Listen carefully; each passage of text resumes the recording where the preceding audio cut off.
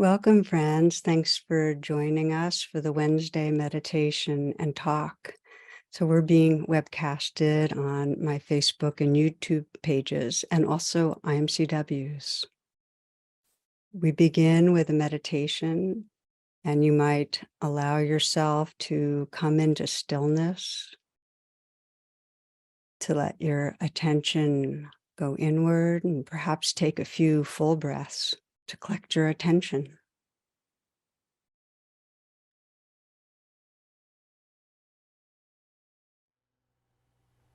See what wants to relax a little.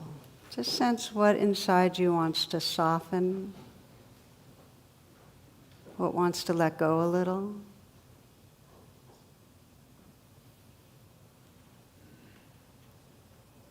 See if you can relax your heart and let your attention come to the heart area. Helps to feel your breath there. We begin our formal meditation with a simple reflection on aspiration. So the invitation is to sense what it is that brings you here. What's your deepest intention right now for this meditation?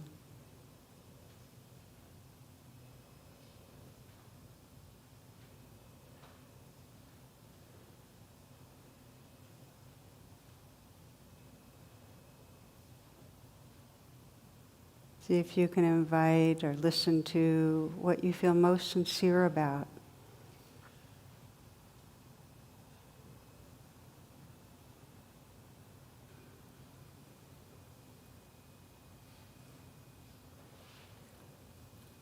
Feeling the body breathing. And with a conscious attention, extending the in-breath so it's long and slow, filling the lungs. And then extending the out-breath so it's long and slow, releasing the breath so you can feel the sensations of letting go. And again, a long, slow in-breath. You might feel the count of 4. And you're going to be matching the out-breath, again, long and slow, the count of 4, without pausing between the in-breath and the out-breath. Continuing in this way.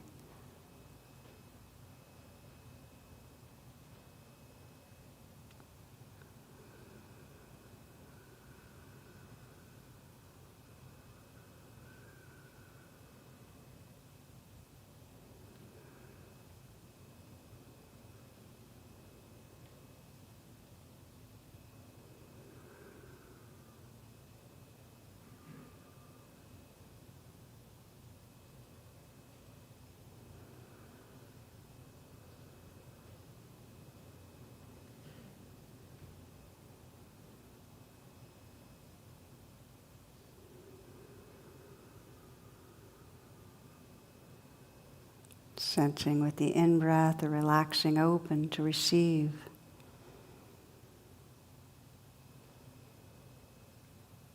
And with the out-breath, the releasing outward, letting go.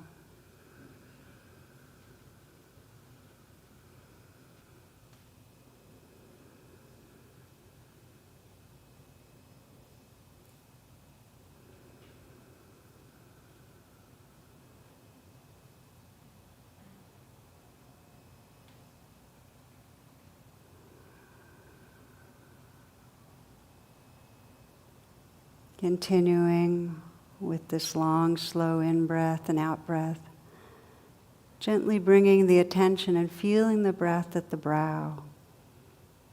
So you're breathing in and out and feeling the sensations at the brow and softening the eyes.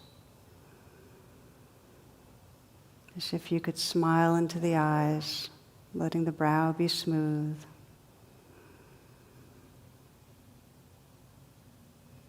Breathing in and contacting the sensations that are here. Breathing out and softening, releasing, sensing the space that everything's floating in.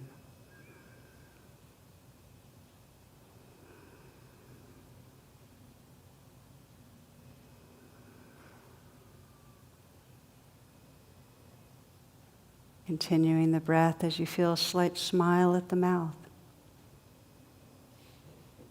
Letting the inside of the mouth smile.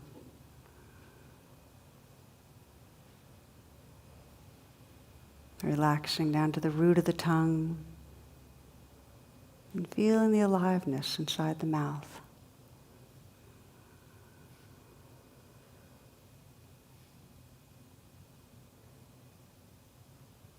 You might sense as you breathe in that you can contact those sensations fully. And as you breathe out, that you can sense the space they float in, even the interior space they arise from.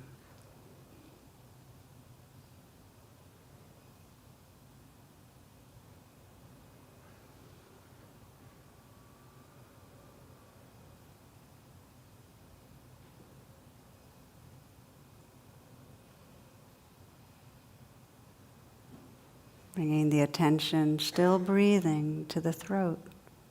You might imagine a smile spreading through the throat. That as you breathe in, you can contact the sensations in the throat. And as you breathe out, sensing the space those sensations move in and float in.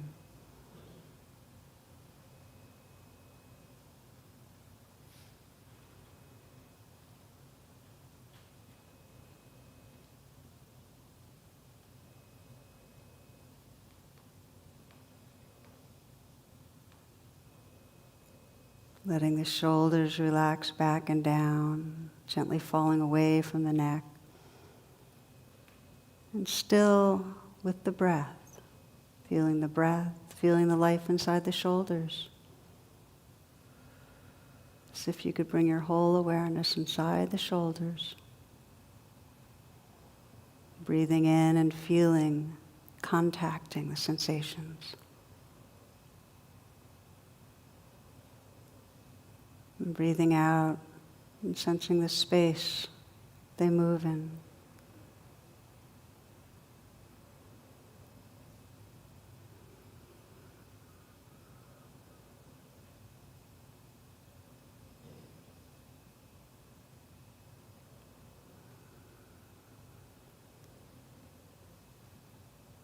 Letting the hands rest in an easy and effortless way. Softening the hands and feeling the breath at the hands. So you're breathing in and feeling from the inside out the aliveness, the energy in the hands. And breathing out and sensing the space it's suspended in.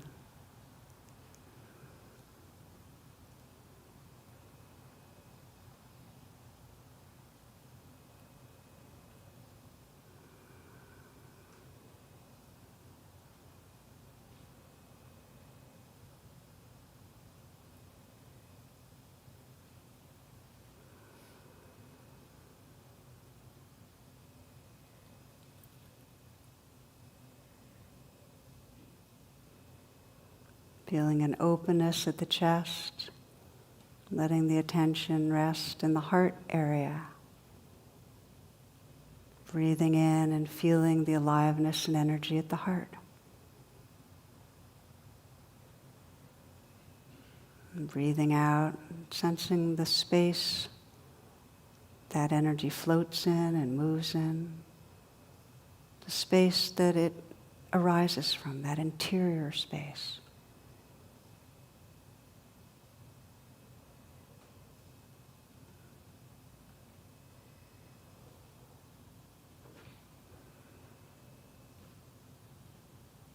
Letting the breath deepen, open presence.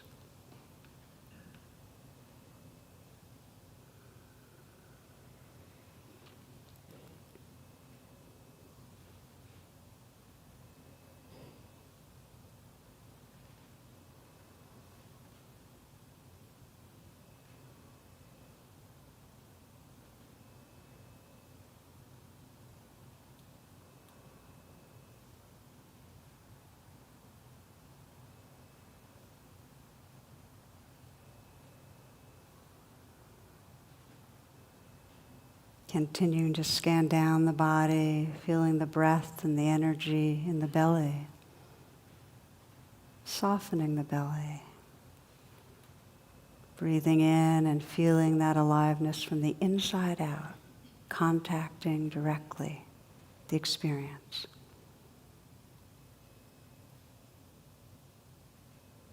And breathing out and sensing space, interior space, the space that life moves through and floats in.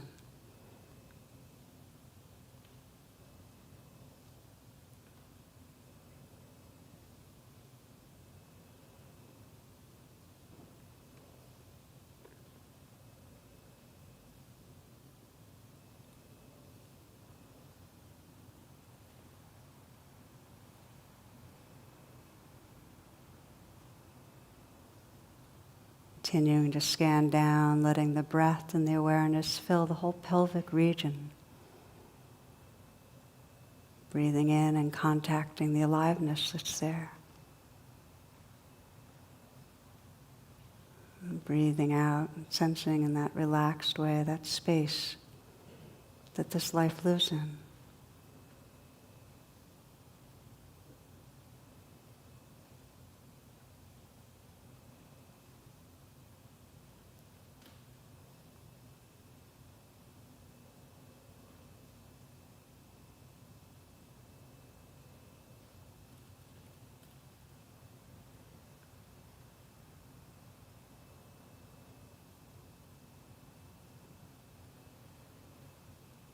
And widening the lens now so you can feel this whole body as a field of sensation. Sensing with the in-breath that you can directly contact this aliveness, dynamic presence.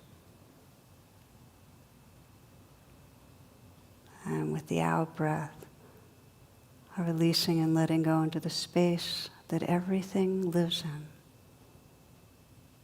The interior space, and the space that extends in all directions.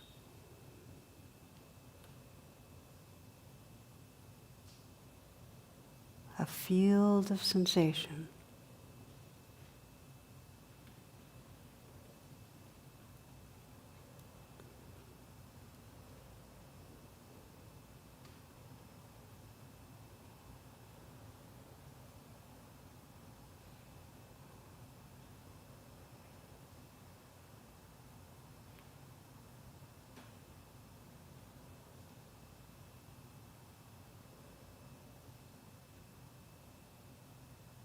Breathing in and feeling the aliveness, the vibration, tingling.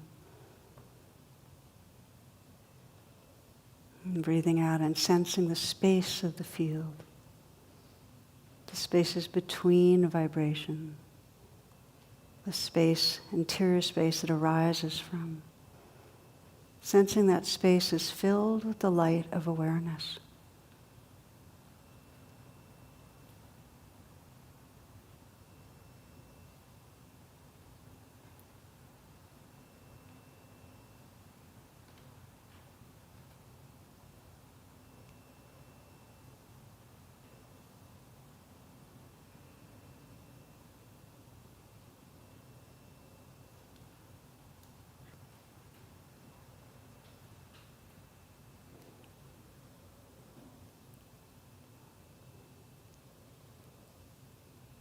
Letting the breath come naturally now, and simply resting, relaxing back and being that luminous awareness.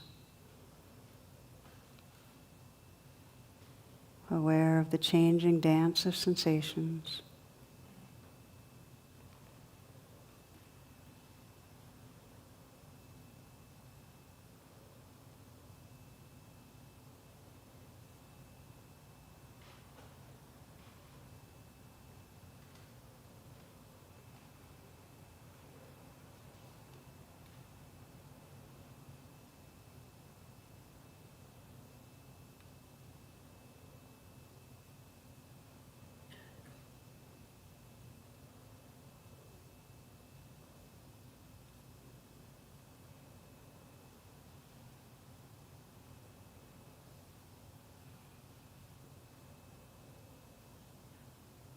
It's quite natural the mind will drift from this wakeful openness, this living presence, into ideas and concepts.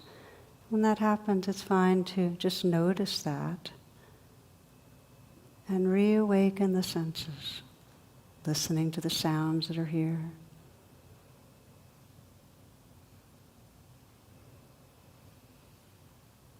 Perhaps again feeling the breath in that more conscious way of long, deep in-breath, long, deep out-breath to reconnect, recontact the aliveness, recontact the space.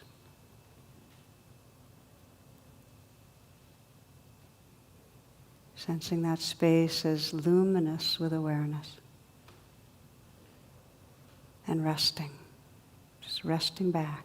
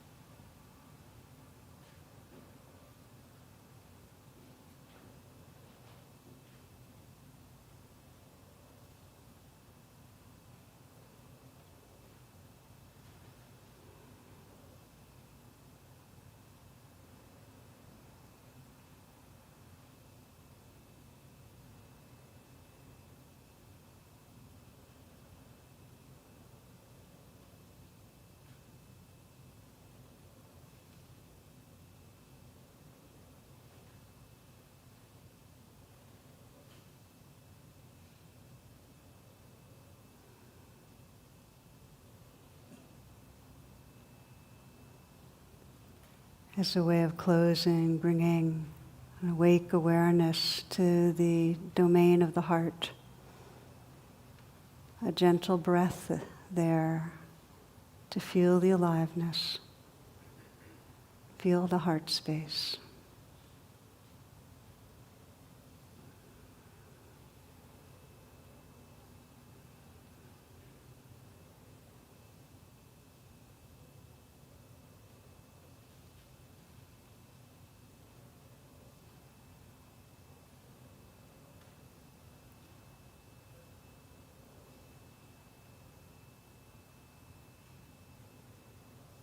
May we come home to the living presence, the loving presence that's the very ground of our being.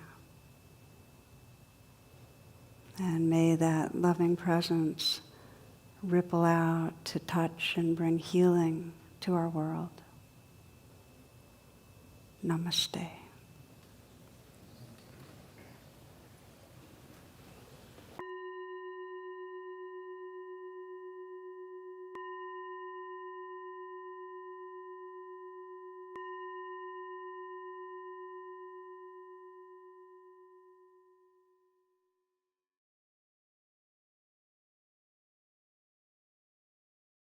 Bringing the awareness to this body, sitting here, breathing. If your eyes are closed, maybe opening your eyes.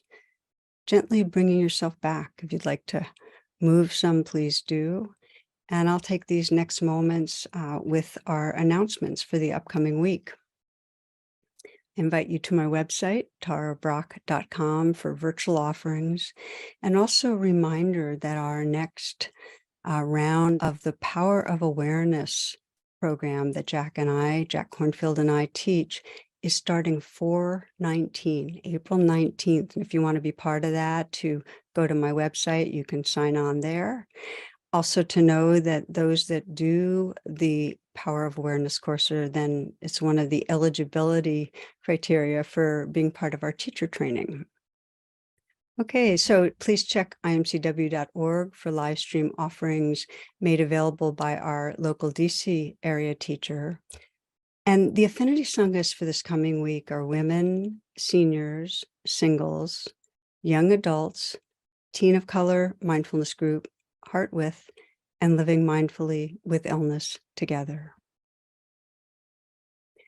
Each week after the talk's over, you can join our mindful dialogue groups. The call-in information is tarabrach.com/class. And really invite you to explore these. It's a beautiful way of having Sangha, a community, and exploring these teachings in a small group that kind of creates a sense of real contact and deepens understanding. Okay, the last thing I'll mention before our talk is Dana, which, as many of you know, is the Pali word for generosity. And we invite whatever you can offer, anything from nothing at all but your heart to a good size amount. Many people offer $10 each time. The bottom line, though, please know that whatever you offer is really appreciated and that links can be found in the description. Okay, we'll take a pause here, a few moments of quiet, and then we'll go into this week's talk.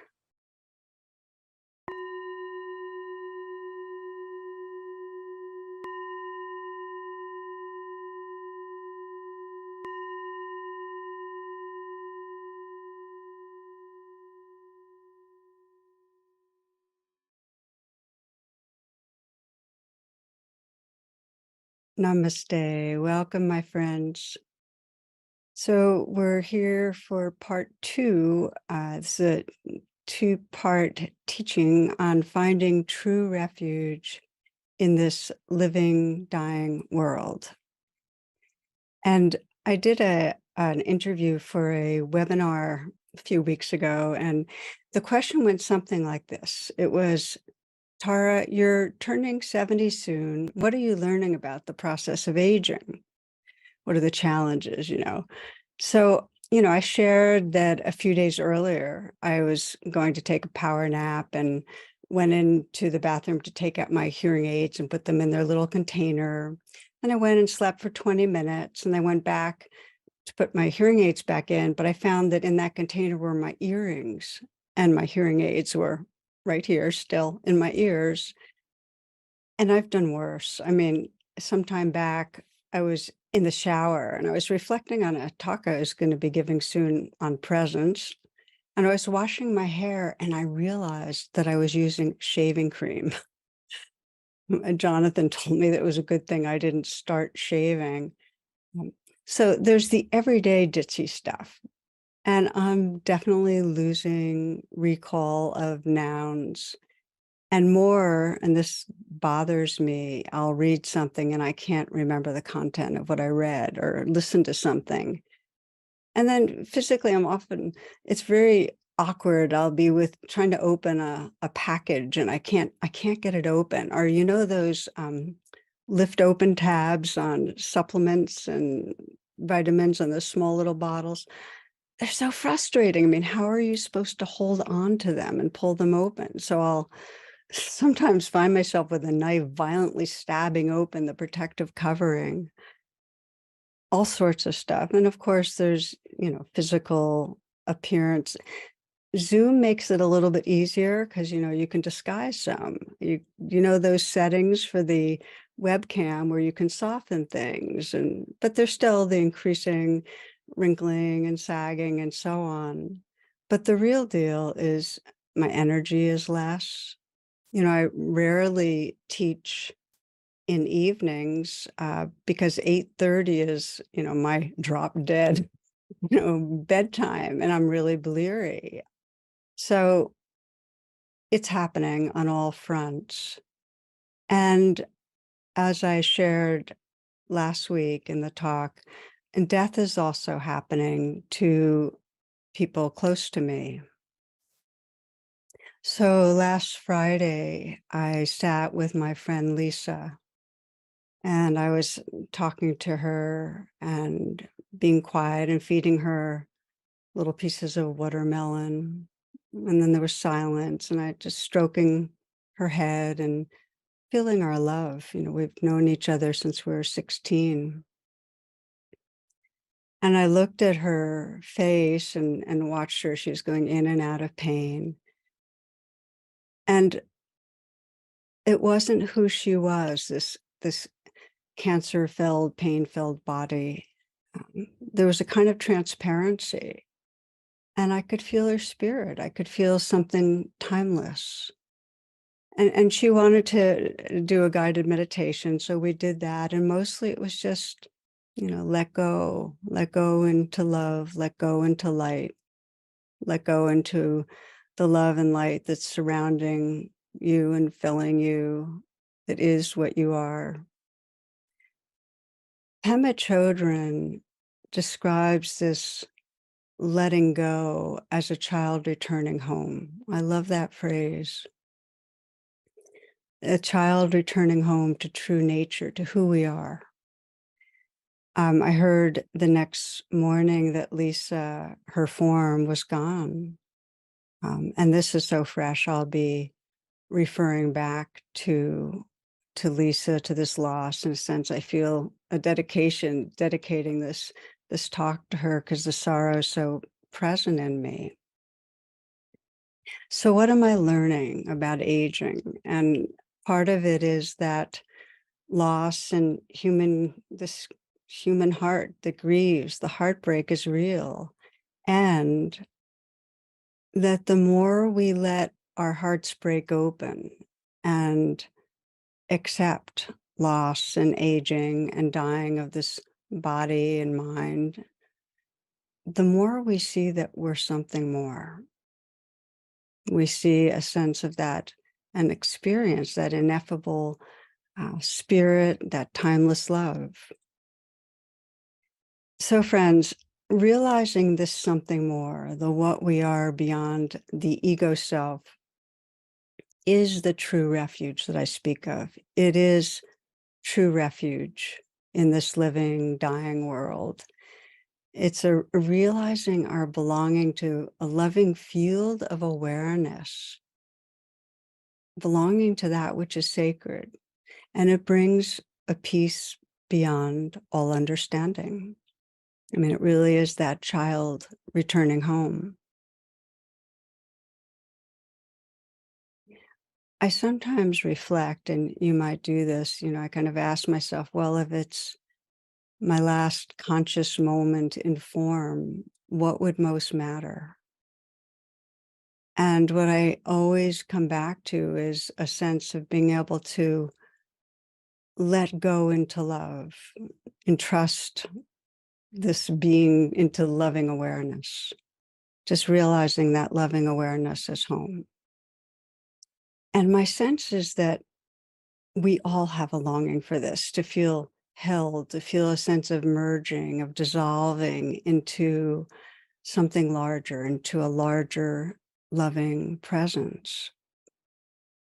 And the realization of that loving presence gets blocked if we think all we are is a separate entity, and if we think that something bad is happening.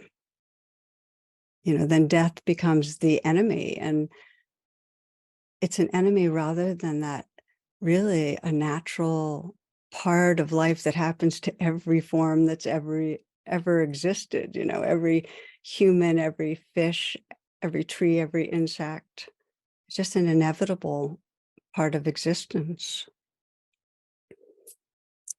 There's a story that comes to mind. It's a story written by Edith Wharton, And just to share it with you, the way it goes is that one day the Sultan's in his palace at Damascus, and a beautiful youth who's his favorite rushes into his presence, and he cries out in great agitation that he must fly at once to Baghdad and implores leave to borrow His Majesty's swiftest horse. And so the Sultan asks him why he's in such haste to get to Baghdad. And the youth responds, well, because as I pass through the garden palace right now, death was standing there. And when he saw me, he stretched out his arms as if to threaten me, and I must lose no time in escaping from him. So the young man was given leave to take the Sultan's horse and fly off. And when he was gone, the Sultan went indignantly into the garden. He found death still there. How dare you make threatening gestures at my favorite, he cried. But Death, astonished, answered, I assure your majesty, I did not threaten him. I only threw up my arms in surprise at seeing him here because I have a tryst with him tonight in Baghdad.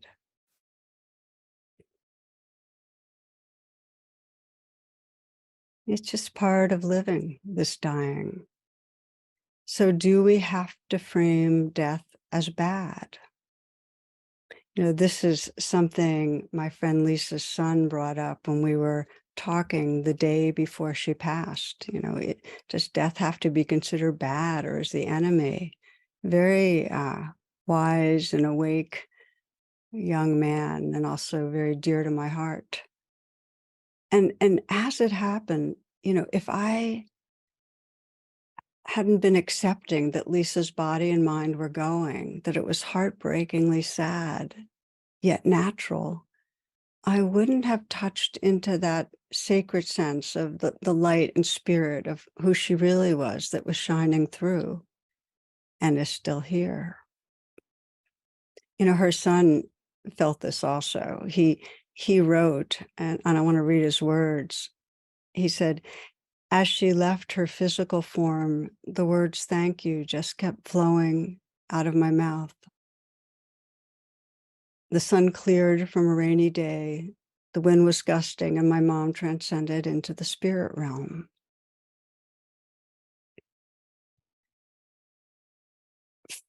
For most people, the perception is, here I am, I'm a separate self, and death is the enemy.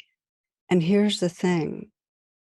When that's the case, much of our life energy, our creativity, our attention instead gets kind of contracted and dedicated to trying to control things and avoid things. We don't take risks. We don't live our fullness. And it's not explicitly through this thought of, oh, I'm going to die. I'm going to lose you someday. It's more the sense that something bad's around the corner, that there's something too much to handle right around the corner. And so our thoughts just become fear-based and fixate on daily worries. And this incessant inner dialogue is the primary way we stay imprisoned in a sense of a separate self, cut off from something larger.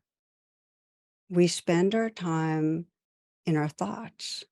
And, the brain is a predicting machine. It's seeking certainty, and it has a negativity bias. So we spend our time in thoughts that are slanted to the negative. And it's like a TV that goes from station to station, seemingly randomly. There's some patterns.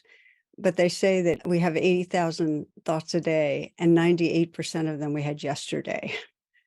So it's not like it's Discovery Channel. It's like more chronic worry and planning and seeking more security and trying to control. It's interesting. Scan your own most familiar thoughts. It's revealing. So our basic meditation training is to become aware of thinking so that thoughts don't define and limit and block reality. So thoughts don't keep us caught in this sense of a separate self that needs to control what's happening because around the corner something bad's going to happen, which is ultimately death, and live our life in that kind of controlling, fearful way. Now, I want to pause here and say we're not trying to get rid of thoughts. Maybe it's helpful, I think, to imagine you're in an airplane, you're flying, and what it's like when you're inside a cloud. It's like the whole world is feels like it's cloud. And that's the way it is when we're in a thought. It's like the whole world's kind of defined by the thought. But when we keep flying and get outside the clouds are still there, but they're not defining our universe. There's a wide openness to awareness. It's helpful to see our thoughts. It's helpful to see the mental patterns of the clouds in the mind, the ones that keep us trapped. What are the ones that trigger fear? What are the ones that make us feel separate from others? What are the ones that have us chronically feeling like we're falling short? It's useful to see that. And it's helpful to sense the storyline in important parts of our life where there's a lot of charge, because that becomes a portal to the emotions in our body. And we need to solve problems with thoughts. I'm trying to make the point that we're not trying to get rid of them. We need to figure things out. We need to know what's causing difficulty, what will bring more ease and connection. I saw a cartoon. It was a guy, he's in a chair with a newspaper, and he's looking over at the door because there's a note that's been slipped under it. And the caption is, Jim receives a note under the door and is intrigued, especially because it's the closet door. I love it. We need to make sense of our world. So we think it's part of survival. We need a map to navigate. We need mental understanding. There's a little story of a boy who asked his father, well, where does the wind come from? And the father says, I don't know. Well, why do dogs bark? I don't know. Why is the earth round? I don't know. Dad, are you bothered that I'm asking you so many questions? Oh, no, not at all, son. Please ask. Otherwise, you'll never learn anything. Okay, so thoughts can be a good servant, and they just aren't a good master. And when we're trapped in that inner dialogue, there's a sense of a separate self.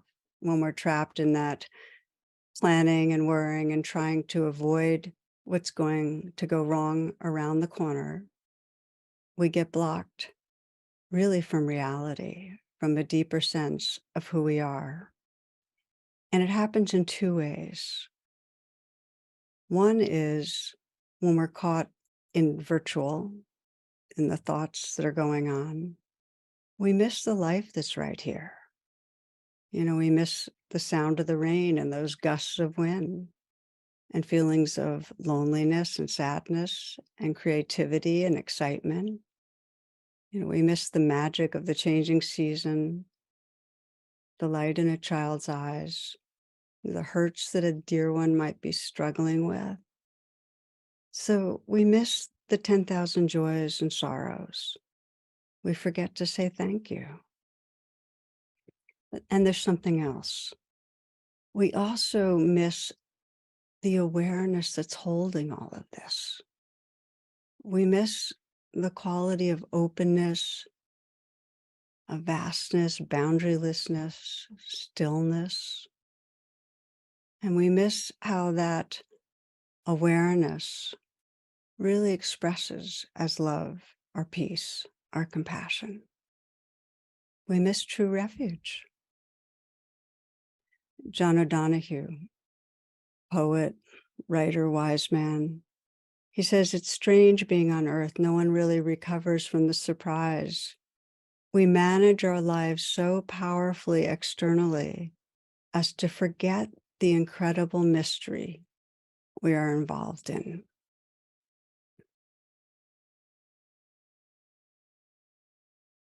So we're talking about how to find refuge in this living, dying world.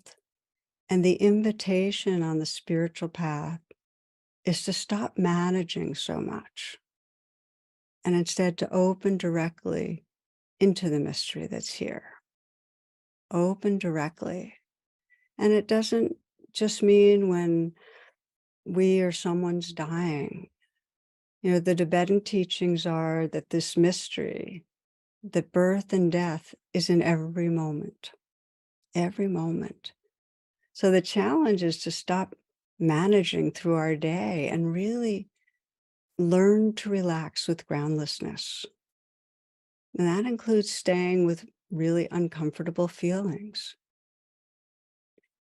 Last week, we explored how we can practice doing this by arousing the mindfulness and compassion of rain. And what I really want to communicate, friends, is that learning to let go of managing, learning to meet the changing flow of life with presence, it's a superpower. It serves in all living and dying, learning to stay with what's here. This is a quote from Pema Chodron that I love. Life is a good teacher and a good friend. Things are always in transition. If we could only realize it, the off-center, in-between state is an ideal situation, a situation in which we don't get caught and we can open our hearts and minds beyond limit. It's a very tender, non-aggressive, open-ended state of affairs. To stay with that shakiness, to stay with a broken heart, with a rumbling stomach, with a feeling of hopelessness and wanting to get revenge. That is the path of true awakening. Sticking with that uncertainty, getting the knack of relaxing in the midst of chaos, this is the spiritual path.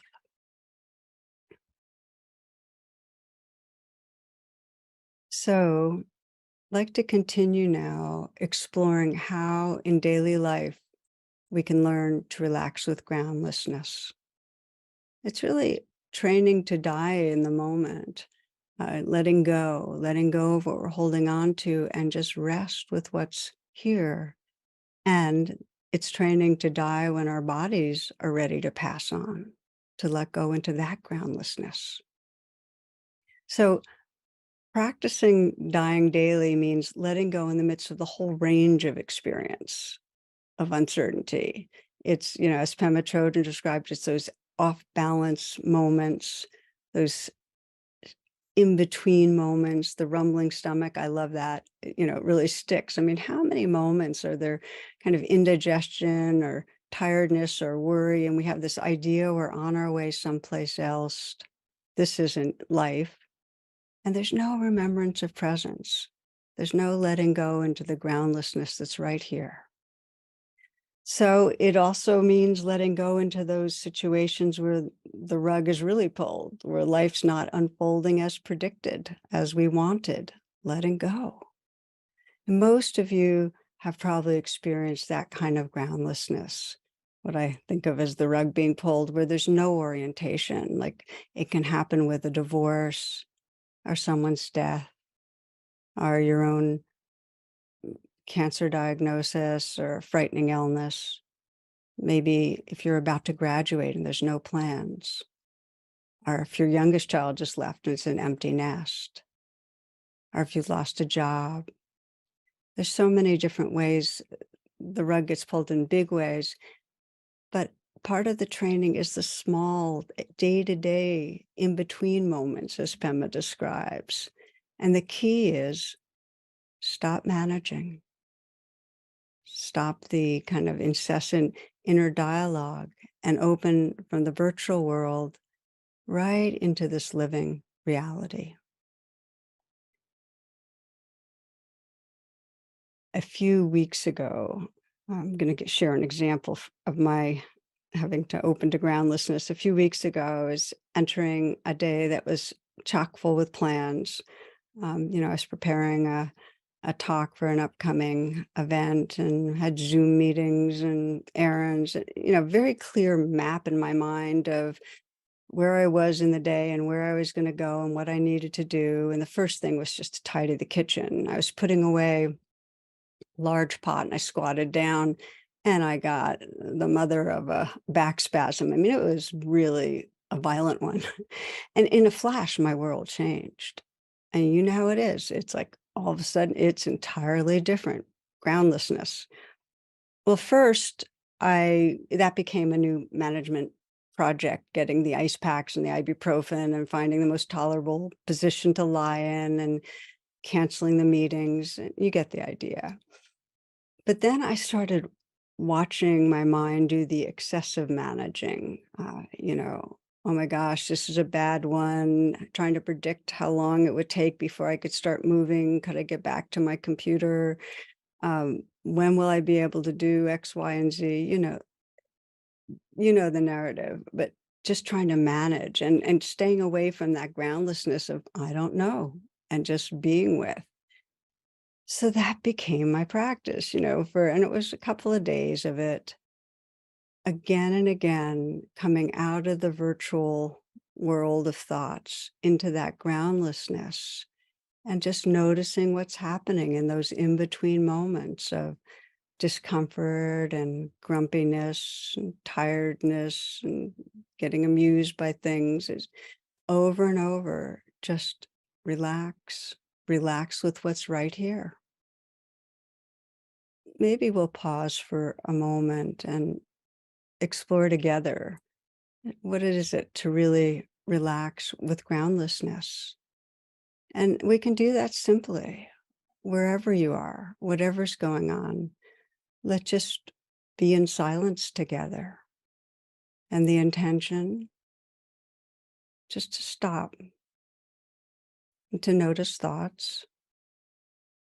And they're just opening like that plane flying beyond the thoughts and just aware of what's here, what's happening right here.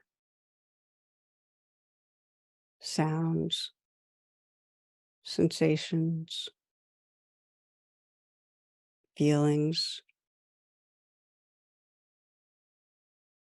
Rest with what's here.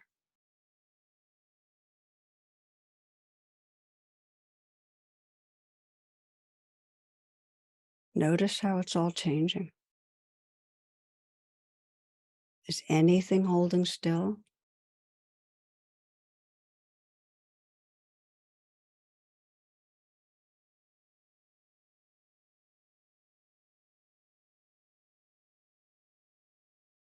What's it like to relax with the changing flow?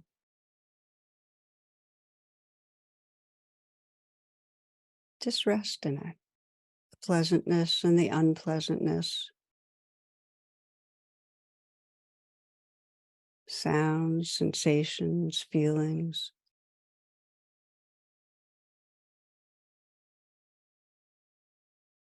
Letting be the entire stream of experience.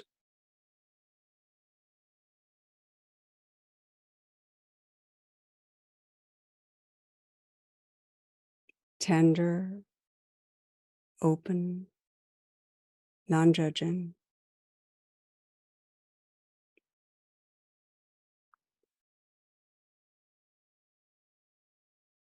And you can continue. You can continue as much as you'd like. I'll keep speaking. The gift of relaxing with groundlessness is that we are able to begin to realize both the changing flow, we call them the clouds or the thoughts, the emotions, the emotional winds moving through, sensations, this life experience, and begin to also sense the larger space, the sky, the awareness that it's happening in. You might remember from last week, this is a favorite inquiry from Tibetan teaching, which is if everything changes, then what really is true? Is there something behind the appearances, something boundless and infinitely spacious, innately loving, in which the dance of change and impermanence takes place? Is there something, in fact, that offers refuge beyond what we call death?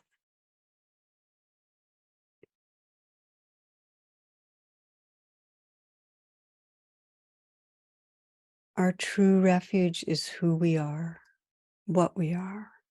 This is what we come home to, this essence behind the changing dance. It's the light that shines through the gap between thoughts, that background of formless, loving awareness. Realizing that is like being a child coming home. And so we're talking about the daily training, the kind of formal practice that helps us wake up from thoughts and open into the changing flow and sense that larger space of what we are. And we can also practice informally through the day. I think of it sometimes as random pausing and just conscious, intentional pausing, where we just, as we did earlier, just open out of the thoughts and sense what's happening, relax with it. And you can do it when you're outside walking. It's really powerful. I love doing this, where I'll kind of randomly just stop moving and drop thoughts and just be aware of everything that's happening. Relax with that. Or you can do it, just step away from your computer at times and just be still for a few moments.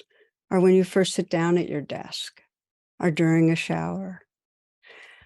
We don't realize how much the incessant dialogue is covering over a vivid, magical flow of aliveness. And behind that, this open space, this awakeness. Sri Nisargadatta says that we see the real world through a net of desires and thoughts and judgments. He says to see the world as it is, you must step beyond the net. And he says it's not hard to do so, for the net is full of holes. There's a gap between thoughts. Light shines through. So we're looking at how in daily life we can wake up to that. We can relax with changing experience and realize a larger belonging, realize refuge. And you might be thinking, well, I get how you can open out of thoughts and get in touch with your senses, but I really don't get that background of awareness, the child returning home. So I just want to spend a little time with that. We have strong conditioning. And one of the ways I think of it, one teacher many years ago had a big piece of white poster paper and he drew a V on it. And he asked his students, well, what is this? And everybody kind of said, well, it's a bird. And his response was, no, it's the sky with a bird flying through it. You understand? We fixate on the object, which could be the sound or the sensation or the thought, but we don't notice the space, which is another way of saying the sky of awareness. And yet we have this capacity to recognize this background of awareness, and it deepens with active investigation. If you get interested, because it takes intention. So we're going to do a short reflection that'll give you a taste. And you might begin by just feeling yourself in whatever position you are and feeling what's here. And you might notice as part of that you're paying attention to sounds, to my voice and what I'm saying. And then just take some moments to attend to your own mind, whatever thoughts are here.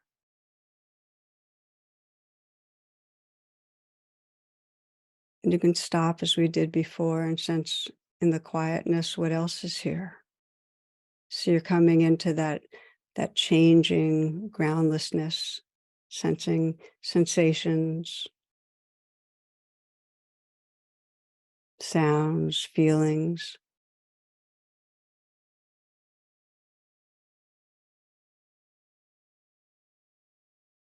Now here's the inquiry. Where is the sense of self located that's experiencing all of this? Where do you feel most a central sense of self that's experiencing the sounds, the sensations? Is it in your head? Is it kind of behind your forehead? Or is the self more located around the heart? Or what's the sense of where you're physically aware of a self being located?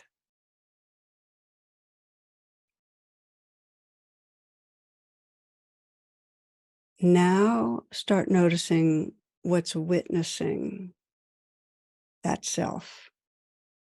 Notice the witness, the awareness of the self. That there's a witnessing going on. And where's the witness located? Is the witness maybe up and around the head or in some way seeming outside?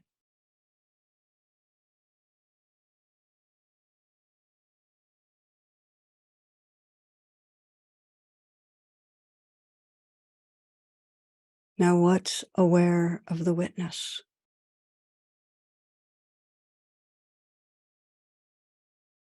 Can you sense the light of awareness that's everywhere, interior, through you, everywhere?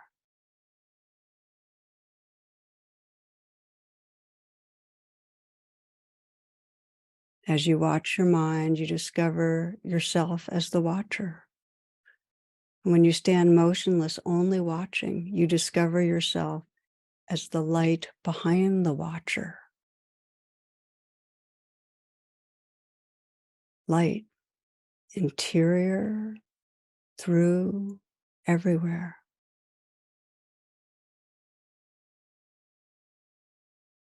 The child coming home from a sense of a separate, fixed self to this larger belonging.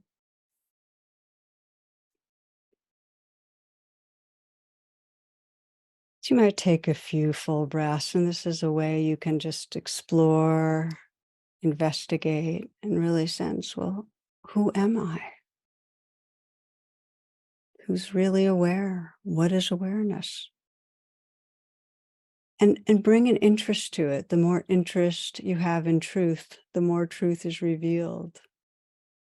So we spend many moments identified as a more centralized, fixed, solid self on our way, moving through time. I'm here and I'm moving into the future. It's very powerful to open out of that map and realize the boundlessness, the aliveness of a larger truth. So here's a fun essay for you. Life is tough. It takes up a lot of your time, all your weekends. And what do you get at the end of it? Death, a great reward. I think the life cycle's all backwards. You should die first, get it out of the way. Then you should live 20 years in an old age home. You get kicked out when you're too young. You get a gold watch. You go to work. You work for 40 years until you're young enough to enjoy your retirement. You go to college. You party until you're ready for high school. You become a little kid. You play. You have no responsibilities. You become a little boy or girl, child. You go back into the womb. You spend your last 9 months floating, and you finish off as a gleam in someone's eye.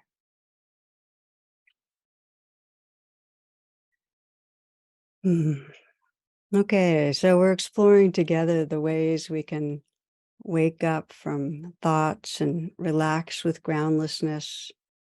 Really discover true refuge in this ever-changing life, what the Tibetans call original mind, that clear light from which everything in the universe comes, everything in the universe goes.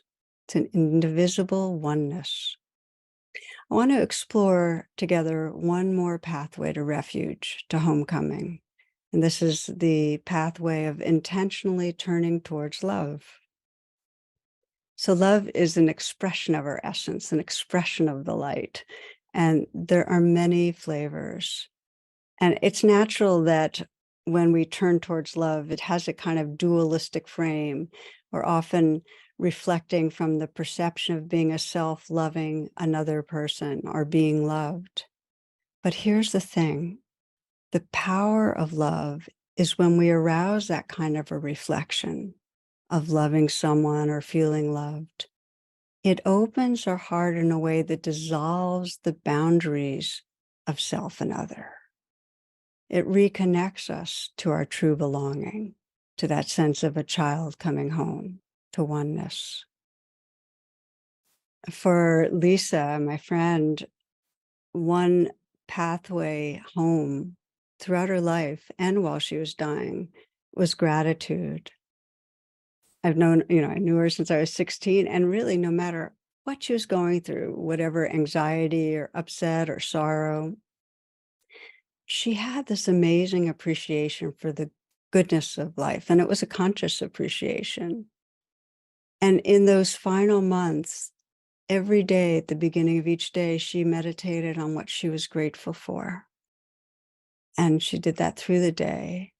And it really, I think, helped her relax with groundlessness, with that transition. And you could feel that same gratitude, same love coming through her son as he shared that the words while she was passing that flowed through him were thank you. I started these two talks sharing my inspiration, reading Pema Chodron's book, How You Live is How You Die.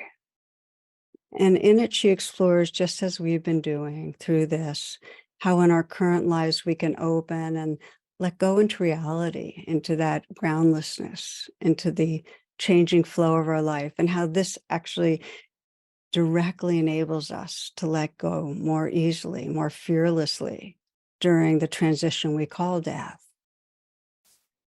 Pema goes into what the Tibetan teachings call the bardos, which are actual stages of transition and dying. And they're likened to the process of dissolution, the clouds thinning out, parting, leaving a blue sky. The understanding being that everything dissolves, our senses, our thoughts, our bodies, and what's left is pristine awareness in all its clarity. So the transition stages, the bardos, they're naturally disorienting. Just as in a day-to-day way, when we just open to groundlessness, we want to find security. We want to know what's going on. It's very hard to let go into that. And if you've practiced in day-to-day life, just what we're exploring, opening out of the thoughts, coming into the aliveness and realness of moment-to-moment experience, you will more easily be able to let go during the death transition and recognize, like a child returning home, that that luminous awareness, that goodness of your own true nature. As I speak, I'm aware some may be thinking, well, I'm already old and I don't have time to practice enough. And so I just wanted to close saying that the home you're returning to, the refuge, is the essence, the source of what you already truly are.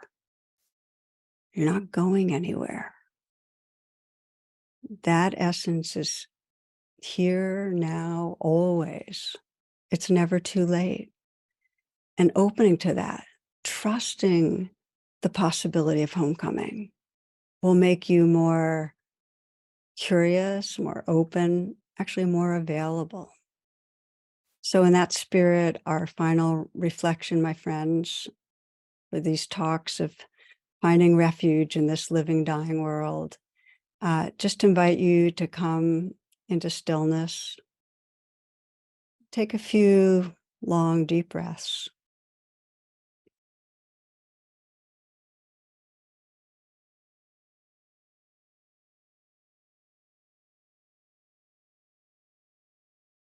See if you can feel the breath at your heart. You might have a smile, a slight smile in your mouth, and just sense that you can smile into your heart.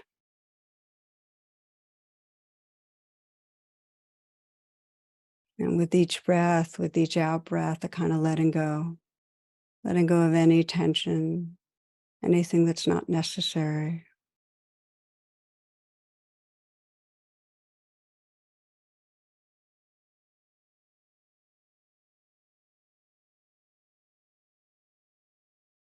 And you might bring to mind someone who's easy to love. Could be human that's alive or not alive. It could be a non-human, a being who's easy to love.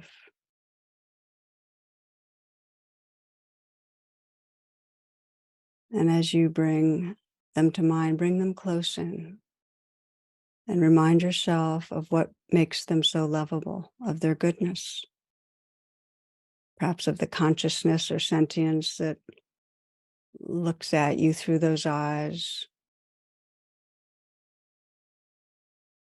of their love, of their creativity, intelligence, aliveness, responsiveness, humor, whatever it is. To sense their goodness. And you might really see the eyes looking at you that do look at you with love. And feel the connection. Just open to that so you can feel the loving that's there.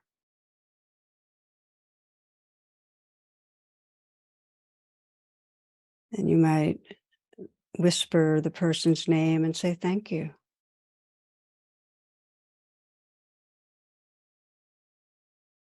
You might say that again or say the person's name and I love you.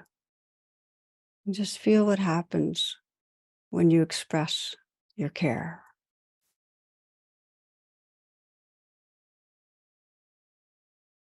Let that loving fill you. Let it be as big as it is. So it fills the spaces within you and around you. Just let it be as vast as it is.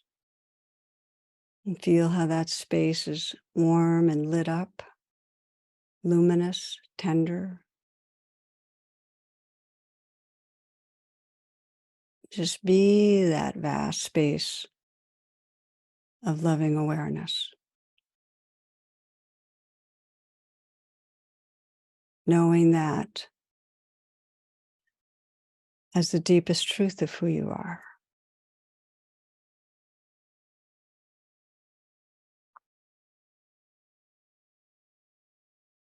From the Tibetan Book of the Dead, remember the clear light, the pure, clear white light from which everything in the universe comes, to which everything in the universe returns. The original nature of your own mind, the natural state of the universe, unmanifest. Let go into the clear light, trust it, merge with it. It is your own true nature. It is home. Remember these teachings. Remember the clear light, the pure, bright, shining white light of your own nature. It is deathless. No matter where or how far you wander, the light is only a split second, a half breath away. It is never too late to recognize the clear light.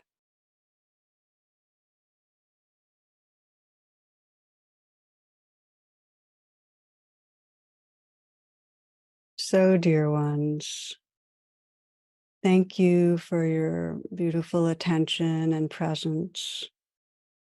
May we remember together we're not humans trying to awaken on a spiritual path. We are that light of loving awareness appearing in these temporary human forms.